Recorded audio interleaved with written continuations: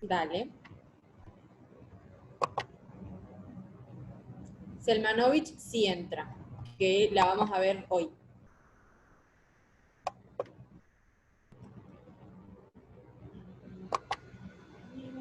Está entrando, bueno, esperemos un cachito que justo acaba de entrar otra compañera, que se termine de activar su micrófono y eso.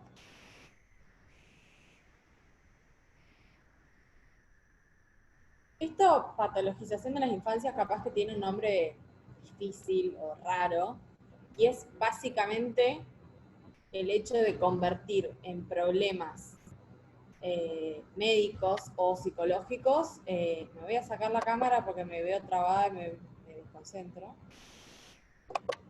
Es básicamente el hecho de convertir en problemas médicos o psicológicos cuestiones que son de la vida normal, digamos, cuestiones que, eh, dificultades tal vez pequeñas que se transforman en eso. Pero se los llama patologización de la infancia. Nati, vamos haciendo uno y uno como veníamos haciendo. Dale, sí, sí, cuando quieras, sí. Dale. Bueno, a esto lo introduzco si quieres. Eh, Habla un poco, el Bassen, que es un psicoanalista argentino, habla de la moda de clasificar en el sentido de, digamos, de moda por algo que se usa mucho, ¿no? Como ahora que estamos todas preocupadas porque parece que vuelve el pantalón tiro bajo, bueno, hace rato que está de moda clasificar a los niños.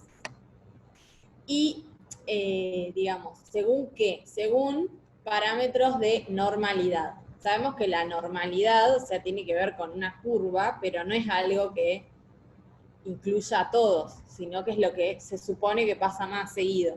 Bueno, todo lo que sale de eso parece que tiene que llevar un nombre, ¿no? En la actualidad y ya hace un buen tiempo se han multiplicado los diagnósticos. Incluso vamos a ver que algunos, digamos que hoy si uno agarrara el librito, que es un manual diagnóstico, que se usa para diagnosticar, prácticamente todos podríamos encontrarnos en alguna categoría. Y eso es terrible porque se vuelve esto, como que se desfigura, digamos, la patología y parece que todos podemos tener alguna de ellas, ¿no?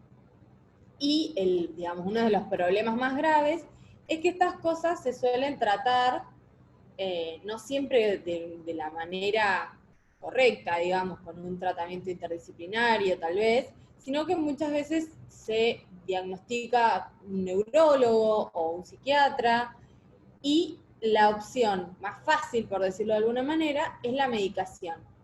Y no, esto no es fácil cuando son, digamos, no es fácil en el sentido de que no es sin efectos medicar a un niño, porque, o a un niño o a un adolescente, porque está en constitución. Bueno, esto, ahora lo vamos a seguir charlando. Y acá, por ejemplo, es una nota, cuando estaba buscando las imágenes, me apareció esto que me pareció como muy claro, pastillas para niños difíciles. Es como que a cada uno le podría venir bien una pastillita para que no moleste.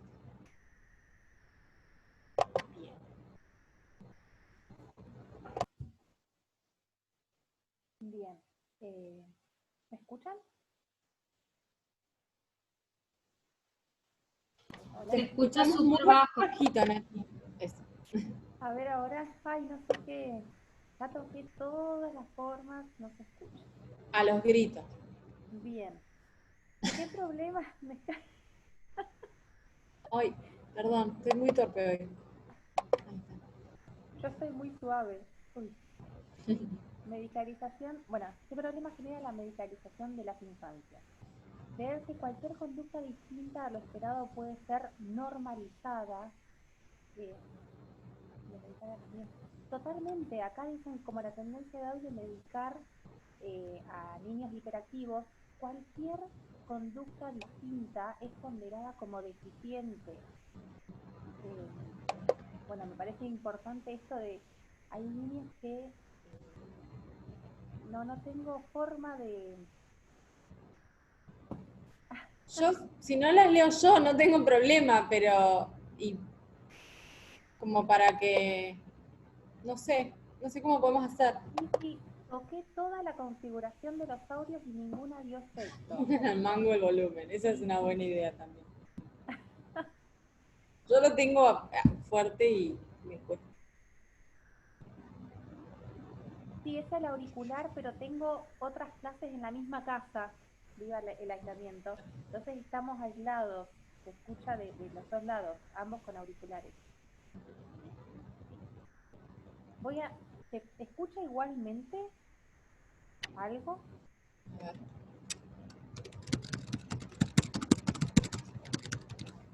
A ver. Bueno. Bien. Ah, bien, bien. Bueno, Es que a vos sí te escuchan, sí, algo se escucha. bien. Bueno, la creencia de que cualquier conducta distinta a lo esperado, a lo que otros esperan, puede ser normalizada, ¿no? El trastorno se convierte en el nombre del sujeto, esto es tremendo, que llaman al niño por el trastorno.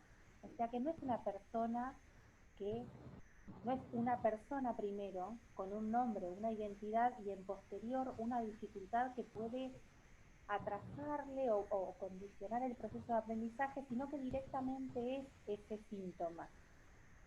La falsa neutralidad, que de esta manera no son cuestionables ni interrogables, que ese es el DSM-4 y 5, ese es el manual diagnóstico de las enfermedades mentales, que como decía Paz, hay un ítem en varias de las enfermedades mentales que es la no especificada, ¿no?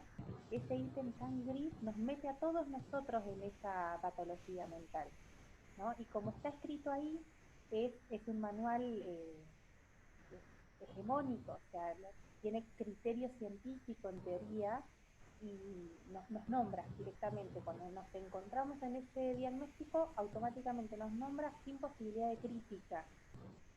Y esos diagnósticos se presentan como verdades reveladas. Esto de que yo invito a las madres, padres o significativos de los niños cuando se descubre qué tipo de dificultad puede tener para encontrarle un tipo de tratamiento, por ahí se sienten mal cuando se los nombra con la enfermedad, ¿no? Bueno, tiene autismo, por ejemplo, y entra en un estado de malestar que en realidad el niño no deja de ser el mismo hijo que trajeron antes de que salga de la boca el diagnóstico, ¿no? Y esto es la idea de decir, bueno, dejó de ser mi hijo Pepito y empezó a ser el autista, ¿no? Esto es una verdad que no es revelada, dice acá, ¿no? Que, listo, le cayó como una pesa, como unas esposas el síntoma y empezó a verse de esa manera. Estoy muy desconcentrada, avísenme si no ven bien. No, está bien, Nati, igual, ¿eh? Ah, bueno, estoy muy preocupada. Bien, creo que ya está. Bien, seguimos. Bueno, bueno, ahora hablo yo, así que descansan sus esfuerzos de oídos un ratito.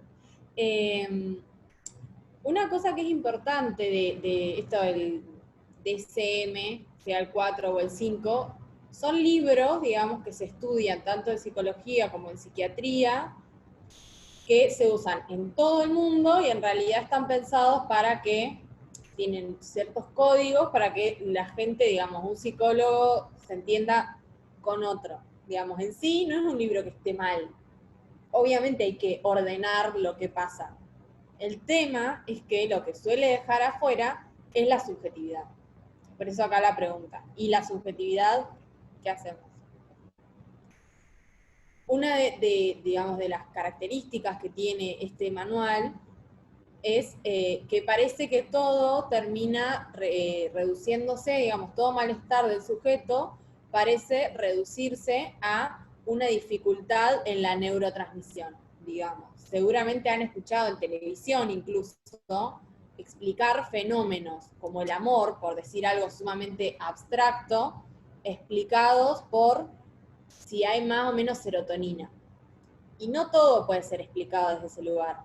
No está mal, son formas de ver las cosas, pero bueno, por lo menos nosotras no estamos de acuerdo con ellas. Y esto tiene mucho que ver, digamos, esto de dejar por fuera la subjetividad, tiene mucho que ver con el momento y en el contexto en el que vivimos, que es el neoliberalismo y el imperio del consumo, que genera una fetichización del cuerpo. Fetichización es básicamente convertir en un objeto al sujeto, porque eso permite tratarlo como, justamente, como un objeto. O sea, obviamente, si uno se pone a pensar los problemas que podría acarrear decir de alguien que es una etiqueta, bueno, si yo lo trato como un objeto, eso se vuelve más fácil para mi ética, por decirlo de alguna manera. Es interesante porque vivimos en una sociedad que demanda muchísimo, incluso demanda mucho a los niños. Hoy se ven niños estresados muy chiquitos, eso no es casual, niños y adolescentes, ¿no? Y esta sociedad con estos niveles de exigencia tienen efectos como por ejemplo la ruptura de los lazos sociales, la ansiedad o la dispersión, la depresión. Y para todas esas cosas suele haber una respuesta única, o sea, no única, pero es como tal vez la más difundida, en la medicación. Acá creo que lo dice después en el Prezi, pero digamos, acá no es que se trata de que nosotras seamos unas militantes en contra de la medicación, sino de que, digamos, no sea la única o la primera alternativa. O sea, pensado, en todo caso, hay ocasiones en las que la medicación alivia mucho y viene muy bien, pero no puede ser la única solución, mucho menos cuando estamos hablando de niños o adolescentes que están en constitución y todavía pueden probar otros modos, a no ser que les sea imposible vivir, qué sé yo, hay situaciones que son muy extremas y requieren de medicación y está bien. El problema es que cuando una cosa se ataca solamente desde ese lugar, probablemente no genere ninguna respuesta nueva, sino que simplemente como que calme. Eso lo vamos a ver más adelante. Bien.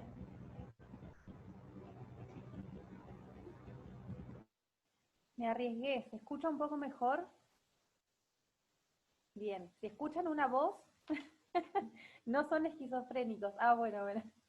Sí, bueno, ahora sí. Bueno, cada vez que tengo que hablar, saco el auricular. Bien, el primer atajo es descontextualizar la niñez. Esto es importante, le escuchaba a Paz recién decir esto de medicar, cuándo medicar y hasta dónde. Eh, Supuestamente el malestar anula al sujeto para una adaptación exitosa, ¿no? ¿Adaptación a qué? A una sociedad, a una familia. Eh, el niño es niño en esa sociedad y en esa familia, se constituye como tal y sus éxitos o fracasos va a depender de cómo se adapte a esta sociedad. Entonces, si descontextualizamos la niñez, estamos haciéndolo objeto de nosotros como adultos. Esto es lo que siempre llamamos, por una cuestión de derecho humano primero, y por eso los derechos del niño, el niño es una persona, y por sobre todas las cosas, además de todas las cuestiones que tienen las personas, es un sujeto en constitución. Entonces, al descontextualizarlo, estamos hablando de que es el objetito de la familia, ¿no?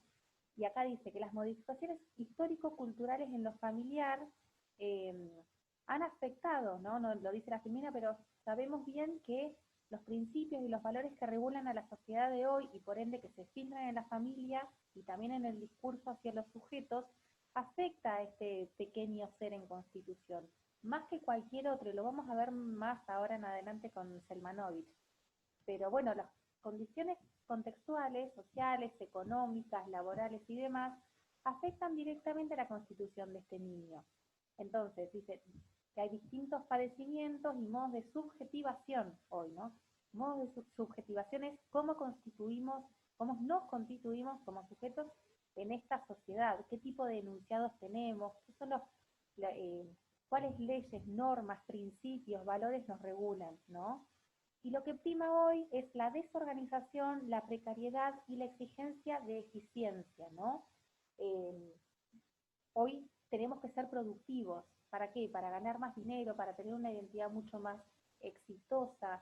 Todo esto recae en los oídos del niño. A veces un poco más sano, incentivándolo a tener un 10 en el colegio, o a veces un poco más bruto, de decirle no servís para nada, vas a ir a vivir al basurero, ¿no? Pero siempre es con el afán de que el niño sea mejor persona en este mundo. ¿Qué significa?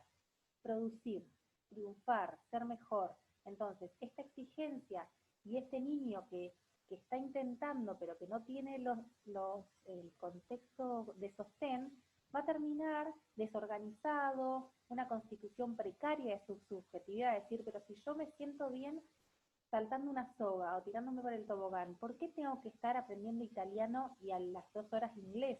¿No? Y esta es la exigencia de la eficiencia también. Los niños tienen gran presión que los dispersa y los excita, los aplasta y los desorganiza.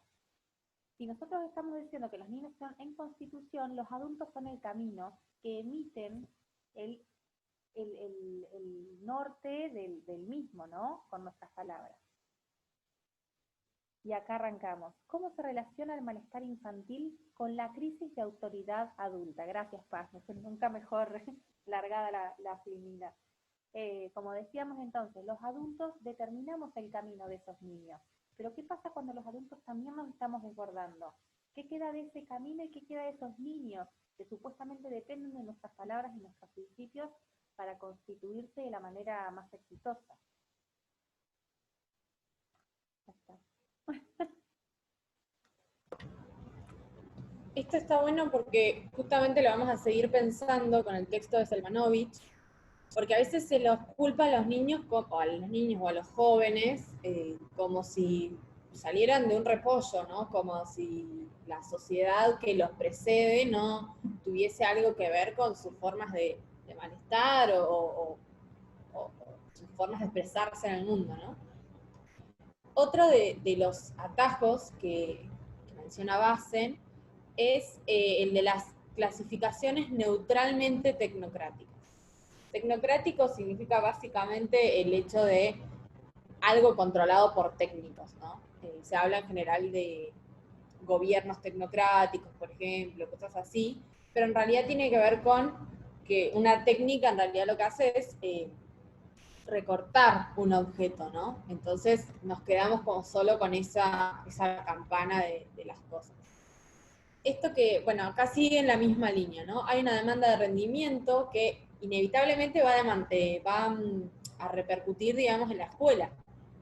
Sí, y está bueno porque él lo dice algo así como pedidos de que ese chico sea medicado, ese, el que molesta, el que no responde a lo que la escuela y la sociedad espera de él. Y ahí es cuando aparece la técnica como encantadora, ¿no? Como viniendo a dar las respuestas. El librito este de CM, y este chico tiene tal cosa. Bueno, tú. Me sirve le sirve a todo el mundo en realidad. A los padres les sirve para no ver qué tiene que ver con sus modos de crianza. A la escuela les sirve para que le den una pasta y el chico no moleste. O sea, son soluciones, atajos, justamente, que generan más problemas a largo plazo, en realidad. Pero también sabemos que en el sistema capitalista a veces son las respuestas que queremos, ¿no? Algo ya y después vemos qué hacemos con las cosas.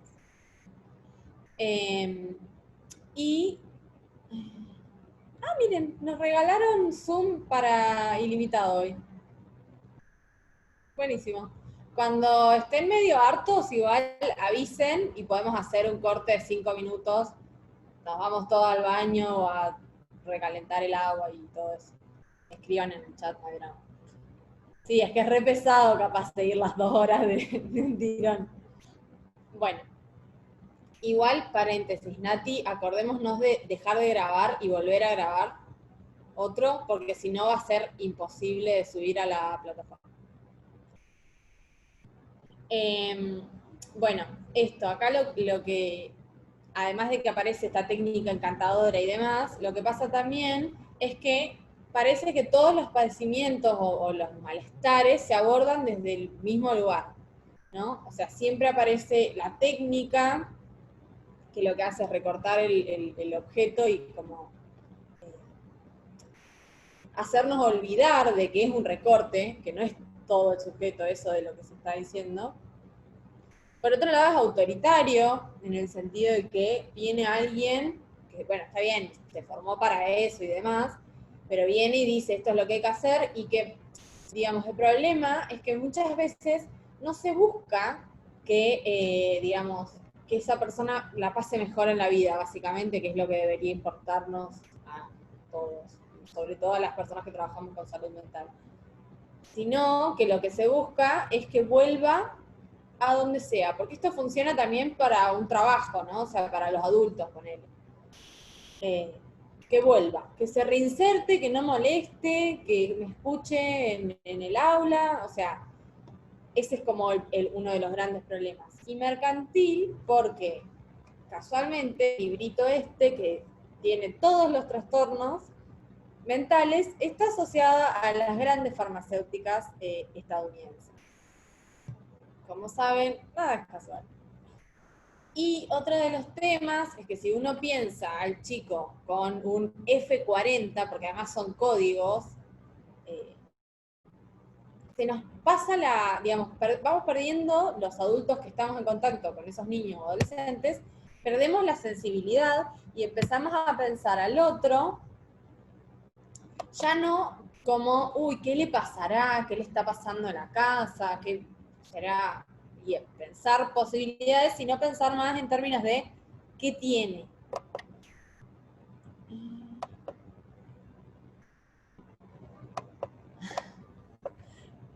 Perdón, estoy leyendo el chat, ¿eh? Sí, es cierto, esto del manicomio, incluso a veces se habla de chaleco químico, creo que es la expresión que se usa, que antes era el chaleco real, lo habrán visto en las pelis, que aparecían con unos chalecos blancos y te llevaban y chau, y ahora el chaleco químico evita un poco tener que hacer eso y nos deja todos tranquilos con que estamos haciendo las cosas bien. Ese es el problema, digamos. No está mal medicar. El problema es que es como que nos lavamos las manos del problema real con eso, muchas veces, no siempre.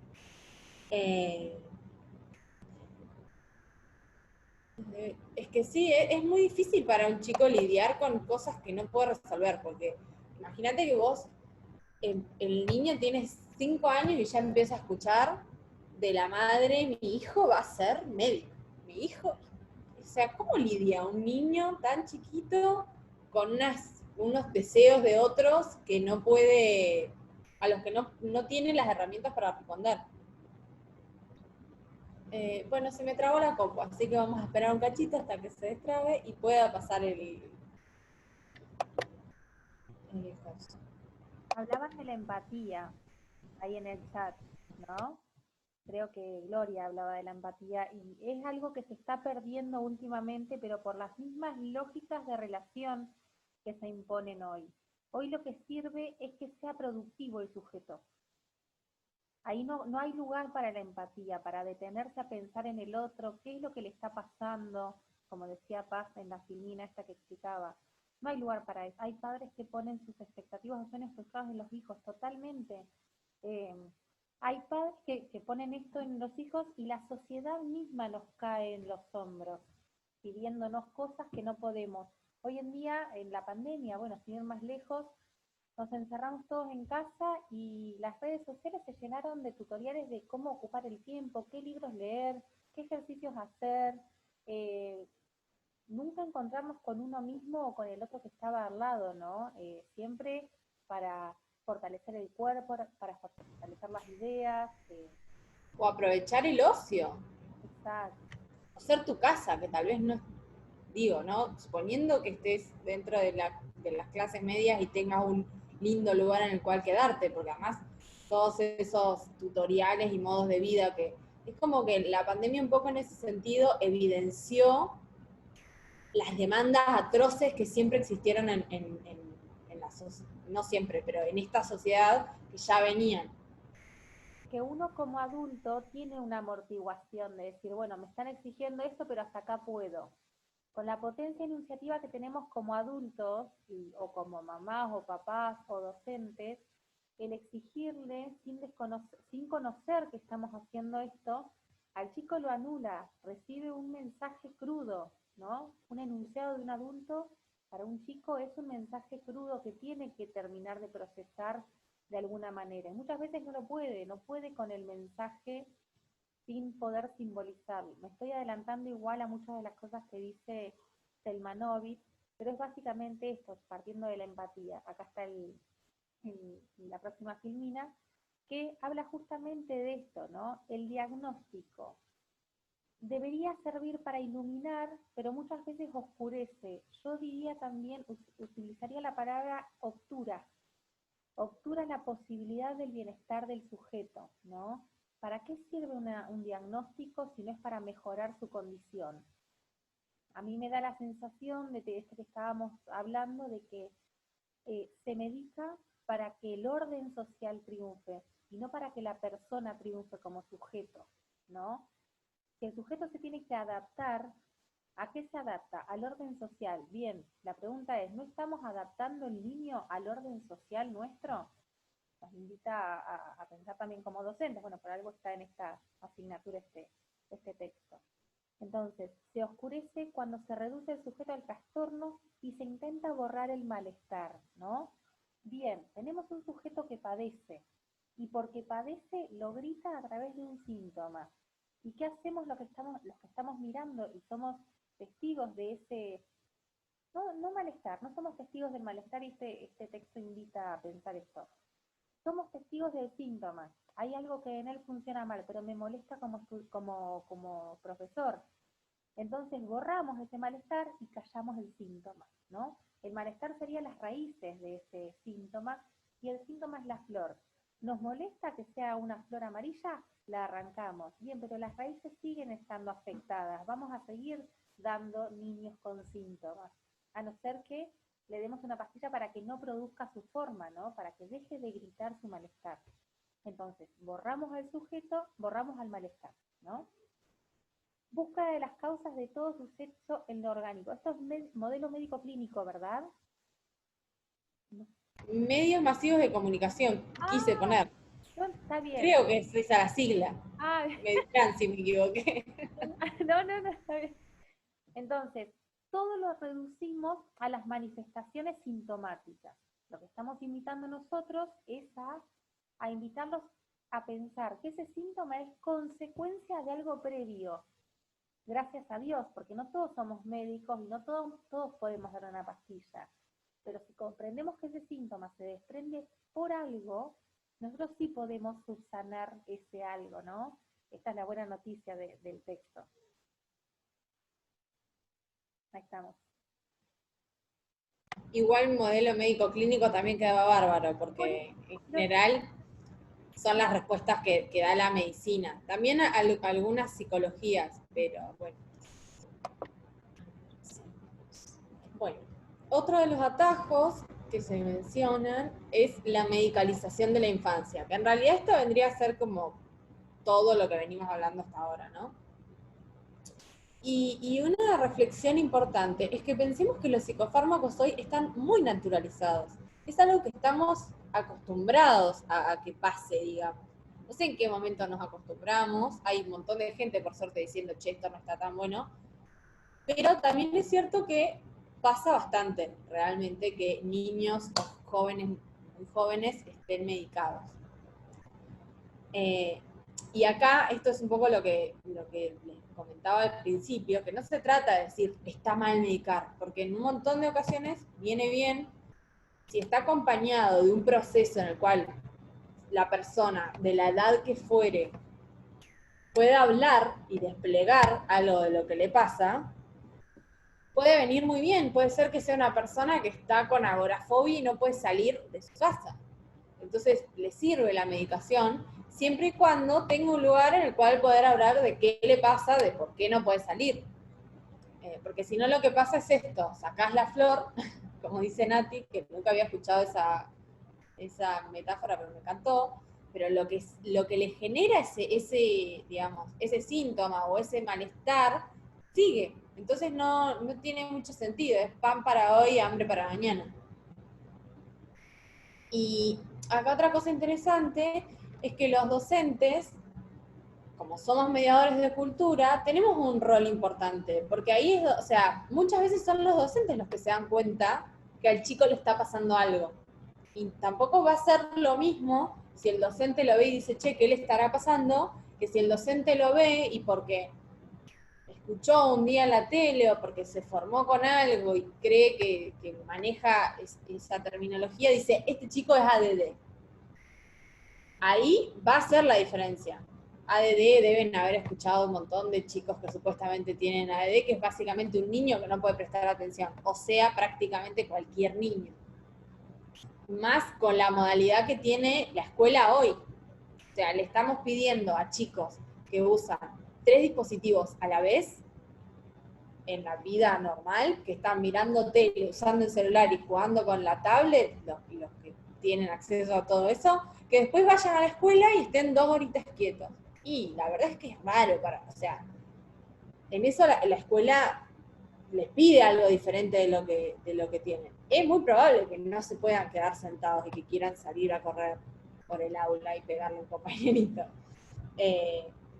Entonces ahí es donde ustedes pueden ver algo y en vez de tirar un diagnóstico así como al voleo, pensar, che, ¿qué le andará pasando a este chico? ¿No? Con el tratamiento adecuado, la medicación hasta puede salvar la vida de esa persona. Totalmente. Muchas veces es muy útil. Es que antes no pasaba tanto, hay miles de motivos para pensarlo, pero uno tiene que ver con que se masivizó. Entonces ya hoy nos parece como, bueno, sí, una pastilla más, una pastilla menos. Hay algunos autores que hasta hablan de farmacología cosmética, en el sentido de que, bueno, a todos nos falta algo, todos nos va mal en alguna cosita, entonces todos podríamos tomar una pastillita para algo. Y es terrible porque al final hechos que antes eran naturales o parte de la vida, no natural en el sentido biológico, porque nada de lo que nos pasa a los seres humanos en los aspectos afectivos o demás es natural, sino que tiene que ver con las formas de vida que llevamos. Pero bueno, siempre va a haber quien te quiera ofrecer soluciones mágicas, pastillas para no soñar, me acordé de esa canción de Sabina. Siempre están esas alternativas. ¿Qué es lo más adecuado que podemos hacer cuando vemos un chico que creemos que le puede estar pasando algo? Escucharlo. Primero Claro, escucharlo, intentar no que solo en sus algo de eso se palabras. despliegue. Uh-huh.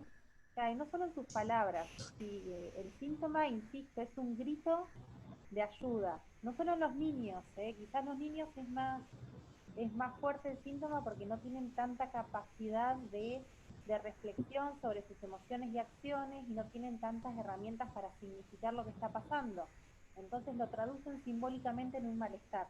El adulto capaz que tiene otras herramientas. Hoy la más común que estoy viendo en el día a día es insultar al otro, pelearlo, agredirlo. Son estallidos que se tienen para salir de esa tensión, de esa tensión, no atención, de esa tensión que nos pone como encrucijada la sociedad de hoy. Esto antes no pasaba, decía una compañera. Es cierto, no pasaba, y entre muchas de las cosas es, bueno, la cuestión económica del psicofármaco, como hoy es una mercancía, la salud es una mercancía más, la vorágine de las relaciones sociales, que no importa el otro, importo yo, pero cuando mi malestar empieza a emerger producto de esa soledad, no tenemos dónde apuntalarnos. Entonces hay una pastilla en vez de una red social que me pueda contener y me diga, es por acá. Sí. Hermoso que además en el momento de las redes sociales, no hay redes sociales, o sea, reales. Más allá de que hoy por ejemplo, para los que viven solos, las redes sociales virtuales, digamos, pueden ser un sostén en un contexto como este, tener un Zoom y ese tipo de cosas, vienen bien, pero las redes reales que contenían a la sociedad están desmadradas, y eso genera muchos efectos en la subjetividad. Tal vez no nos damos cuenta porque somos parte de esta época, digamos, pero muchas de las manifestaciones de las adolescencias tienen que ver con eso. Acá lo que sigue es justamente la masificación de la discapacidad, ¿no? Esto antes no pasaba. Bueno, acá es una de las explicaciones. El manual este que decimos, que hay una patología, un nombre de la patología, un código para cada uno de nosotros, es nuestra puerta de entrada a las prestaciones médicas y psicológicas, ¿no? Muchas de bueno, en la obra social nos piden a los psicólogos que cuando atendemos a alguien tenemos que pedir qué código tiene para ver si le reconoce la obra social la atención o no. Entonces nos exigen como profesionales a ponerles un código, qué tipo de patología tiene, para poder tener el beneficio de un tratamiento pago, ¿no? Entonces, antes del 2001, los profesionales de la salud mental eran más cautelosos, y después del 2001 se intentó favorecer el acceso a más prestaciones, ¿no? El costo de tener un carnet de discapacidad puede ser una inclusión social diferenciada, ¿no? Es dejar tu identidad y nosotros te ofrecemos la ayuda para calmarlo, ¿no? Es bastante... Sí, vos te reperseguís. ¿Quién se activó? Ahí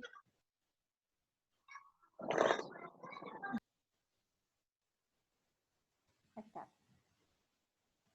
Bien, creo que ya está. Me parece que era como el remate de dejar de que hoy la clasificación de una psicopatología es beneficiosa desde el lado de vista del acceso al derecho a la educación, ¿no? Paradójicamente, anulando la identidad subjetiva, poniéndole un nombre o un código a eso.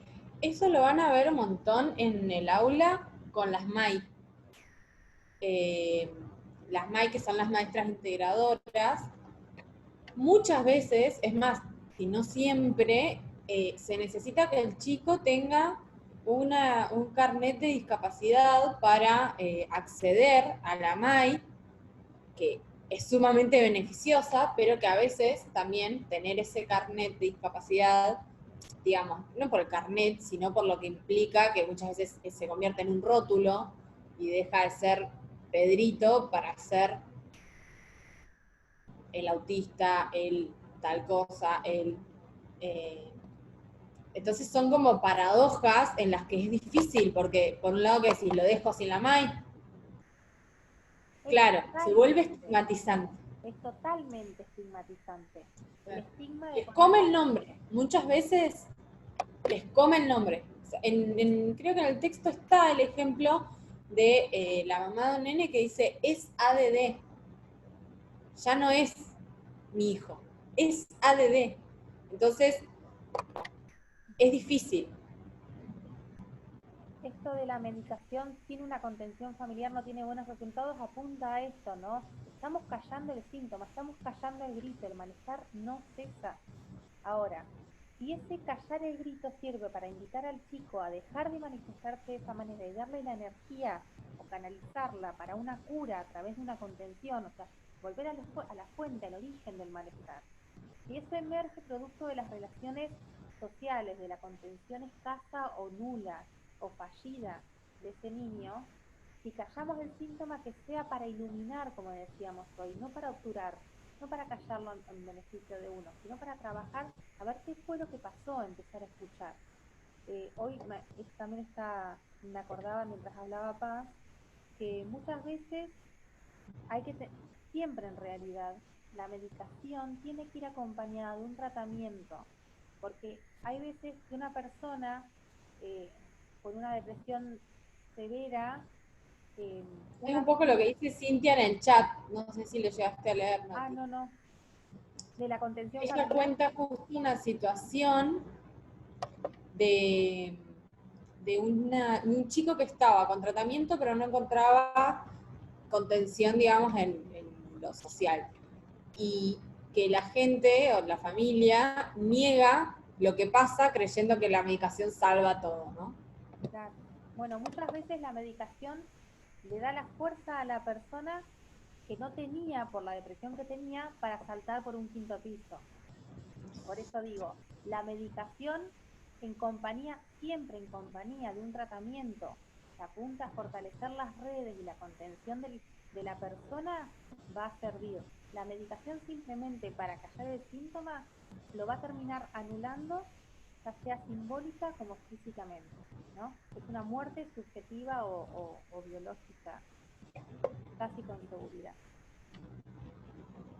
Bueno, y esto es como lo que más nos interesa, que se queden pensando. No hay una respuesta, como en la mayoría de las cosas que venimos charlando, pero es como para que ustedes tengan en cuenta. Nosotros hablamos de esto porque son las cosas que ustedes se van a encontrar en el aula, esas cosas que esperemos que se acuerden de algo de esta materia en ese momento, porque todo esto les va a llegar como cachetada. O sea, lamentablemente es así, nadie está preparado, pero pueden llegar a improvisar alguna respuesta acordándose de algo de esto. Si les parece, ahora, bueno, cortamos el video, dejo de compartir y podemos tomarnos 5 minutitos para ir al baño y esas cosas, o cargar el mate y demás. Y volvemos en 5 minutos para dar el otro texto, si les parece bien. Entonces, a las 7 en punto en el mismo link que enviamos por plataforma. No, pero no, ni salgamos, porque este nos regalaron hasta, hoy tenemos libre, Ah, no sé por buenísimo. qué, pero no salgamos, si quieren cierren las cámaras Cámaras y y los micrófonos. claro, Dejo de grabar. pero no se vayan, volvemos en un ratito. Y Nati, acordate de dejar de grabar.